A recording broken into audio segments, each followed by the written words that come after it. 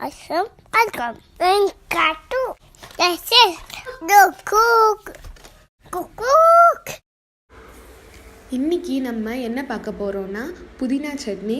இதை நீங்கள் பொரிச்ச மீன் இல்லை நான் தவா சிக்கன் செஞ்சுருந்தேன்ல அதுக்கு தொட்டு சாப்பிட்டா கூட ரொம்ப நல்லாயிருக்கும். வாங்க எப்படி செய்கிறதுன்னு பார்க்கலாம்.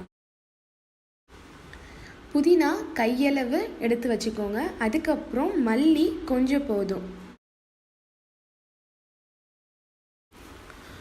ஒரு பேனில் 2லேருந்து 3 டேபிள் ஸ்பூன் எண்ணெய் சேர்த்துக்கோங்க. எண்ணெய் நல்லா காஞ்சதுக்கப்புறமா அதில் 3லேருந்து 4 காஞ்ச மிளகா நான் சேர்த்துக்கிறேன். உங்களுக்கு காரம் கம்மியாக இல்லை கூட வேணும்னா அதுக்கு தகுந்தாப்பில் நீங்கள் சேர்த்துக்கணும்.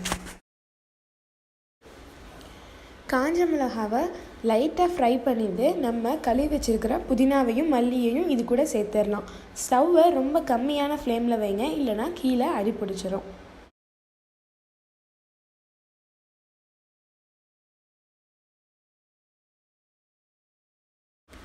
½ டீஸ்பூன் உப்பு சேர்த்துக்கோங்க.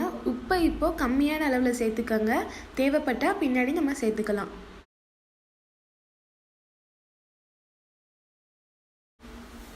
இப்போது இது நல்லா சாஃப்டாக ஆகிடுச்சு. இதை தனியாக எடுத்து வச்சுருங்க. இது நல்லா ஆறுனதுக்கப்புறம் நம்ம அரைக்கலாம்.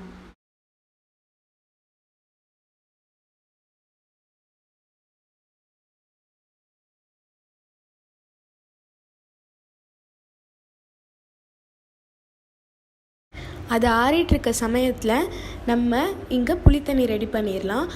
ஒரு லெமன் சைஸ் புளி எடுத்துகிட்டு அதில் ரொம்ப லைட் சூடான தண்ணி ஊற்றி ஊற வைங்க கொஞ்ச நேரம். நல்லா ஆறிடுச்சு.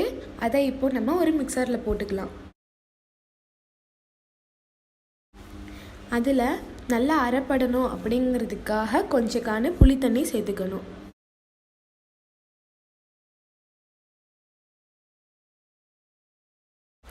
இப்போ நீங்கள் பார்த்தீங்கனாலே தெரியும் இது ஒழுங்காக அரைப்படலை. அதனால் புளித்தண்ணியை கொஞ்சம் கொஞ்சமாக விட்டு அது நல்ல சாஃப்டாக ஆற அளவுக்கு அரைச்சிக்கணும். அவ்வளோதான், புதினா சட்னி ரெடி ஆகிடுச்சு.